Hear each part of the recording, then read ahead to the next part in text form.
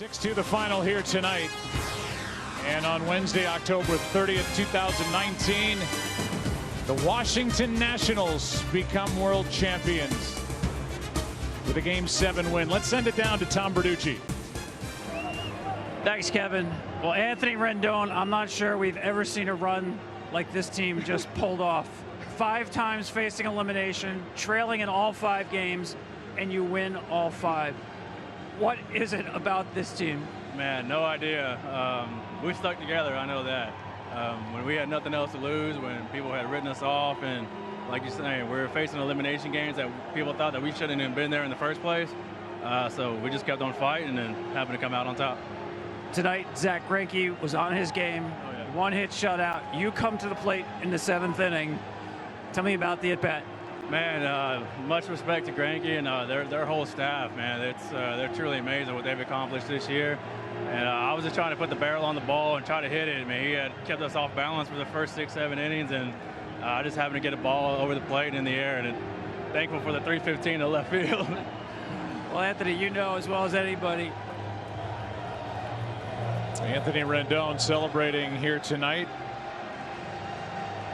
Boy, was he right in the center of everything for the Washington Nationals, especially the last couple of nights. He hit that 2-run home run last night, added a 2-run double with 2 out in the 9th inning in Game 6. You see the celebration, and tonight hit the home run off Zach Greinke in the 7th inning, and that started the chain of events. A walk to Soto, pitching change, and a 2-run home run by Howie Kendrick would be all that they would need. They would add 3 more and win this game 6-2. A lot of pieces that were added in season. You saw one as Drupal Cabrera coming in, the guy who closed the ball game, Daniel Hudson. And this mix brings the championship to DC. I'm telling you, you think about this team, the worst bullpen in the National League for the longest time. They came in here a little short-handed in their bullpen. You talked about the additions they made, but they really played to their strengths, and their strengths was their starting pitching and only 2 or 3 guys in the pen. And when they get the innings that they got tonight and this whole series, it was a winning formula that happened to be on the road against some aces for the Astros.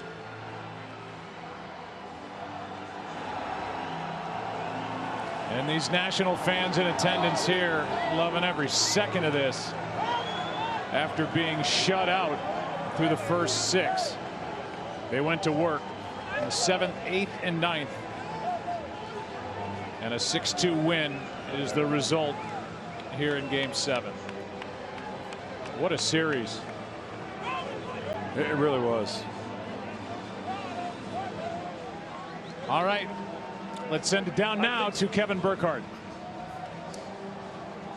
All right, Joe, thank you very much. And I look out here and I see a sea of red. And for the first time in their franchise history, the Washington Nationals are World Series champions.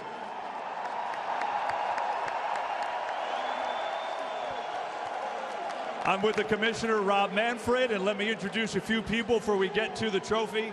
Ted Lerner is here, the founding principal owner of the Nationals. Mark Lerner, the managing principal owner of the Nationals. Mike Rizzo, president of baseball operations and the general manager. And I see Dave Martinez, the manager of these Nationals. And Ted, I'm going to start with you. You used to go and watch the Senators play when you were young. To bring a championship back to Washington, D.C., what does that mean to you? The dream came true, and we did it for the fans of Washington. It's been great, and we look forward to continued success in the future. The dream came true. Congratulations. Thank you. Mark, I know how important baseball is to your family. You guys have had a lot of regular season success, but had a hard time in the postseason. You break through in the best way possible. Yeah, it's very sweet. You know, it may be a few years later than what we expected, but Mike and his baseball ops staff did an amazing job. Davey and his coaches and the staff did a great job. And these players, unbelievable. how they stuck in there with the toughest times during the season and brought home the title. Just an amazing night. Commissioner Rob Manfred is here, and I know we have some hard work, Commissioner. You want to say a few words for us? It's my distinct pleasure to present the Commissioner's Trophy to the 2019 World Series champion, Washington Nationals.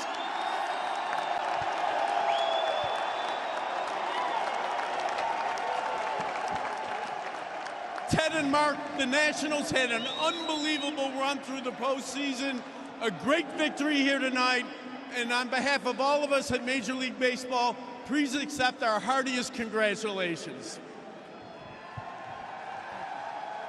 Thank you, Commissioner. I think Mike Rizzo, Dave Martinez, you want to lift this thing up?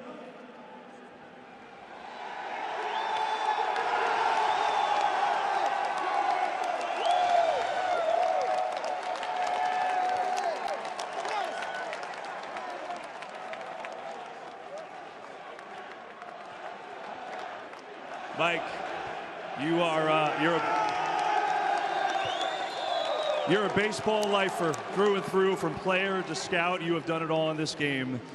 I'm just curious what your emotions are right now. Well, they're running the gamut right now. For our 94-year-old owner, for my 90-year-old dad, special assistant to the GM, to all the scouts and player development people out there, and to the players who make it all happen. We're the world champs tonight.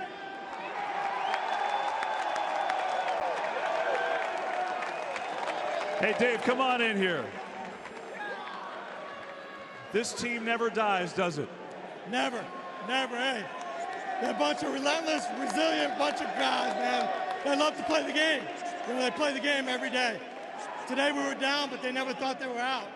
It's just a testament to these guys. I mean, they fought all year long, and guess what? We stayed in the fight. We won the fight!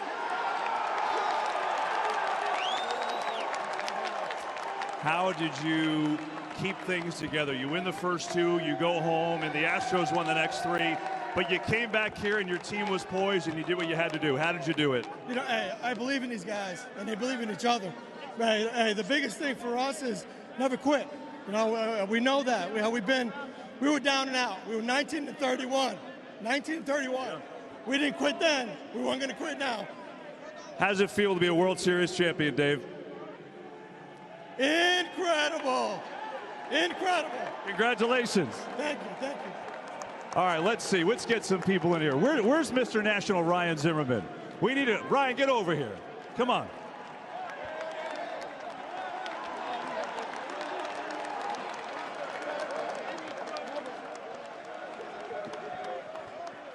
I've known you for a long time. You were the first draft pick when this franchise moved from from Montreal to Washington. Tell me what is going through your mind right now. I'm just kind of soaking it in, man. I think what a group of guys. I think the way this game went is the way our whole season went. We never gave up, kept fighting. Couldn't be more proud of this group of guys. What a story. What a fun year, man. Baseball is, gosh, it's the greatest sport in the world, man. I can't even explain what I'm feeling right now. What a great thing for this city, for the fans. Thank you guys so much. I hope DC's ready for us to come home. I think they are. Congratulations, Ryan. Thanks, Kevin. All right, we've got more to do. The MVP presentation is next, but for a moment, let's go back upstairs. Joe? All right, thanks, Kevin. Well, we'll welcome you in to our broadcast booth. And, you know, after the 4-game sweep in the NLCS, as we say hello, Joe Buck and John Smoltz, everybody wondered how the Nationals would respond after 6 days of rest.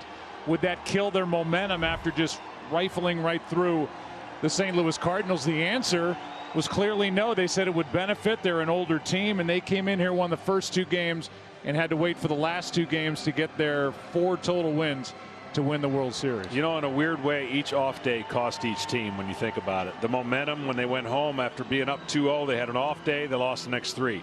The momentum for the Astros, 3 in a row, they had an off day, they lost the next 2. It's one of the most, it'll be one of the most iconic World Series you'll ever see because of what led to them winning. Nobody won a home game. I can't help but think 19-31. I can't help but think moments when your team is at the brink of going home and no one wants to go home, and one hit after another. this series and this year will give hope to so many other teams that think a certain way, but realize when you pull together in the same direction, you can get something done. You know, we don't know who the MVP is as you and I sit here right now. We get a vote.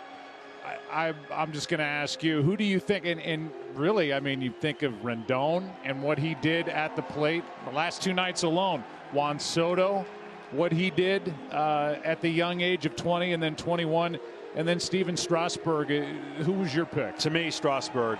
He won 2 games. He went up against Verlander, and he pitched 2 great games. And especially when you're down 3 games to 2 on the road, and you give your team a chance. You give Scherzer a chance to redeem himself after he wasn't able to pitch Game 5. I think Strasburg showed himself what the talent he is. He answered the call this year personally, and he answered the call in a big way in the postseason at 5-0. I know it's not an cumulative award.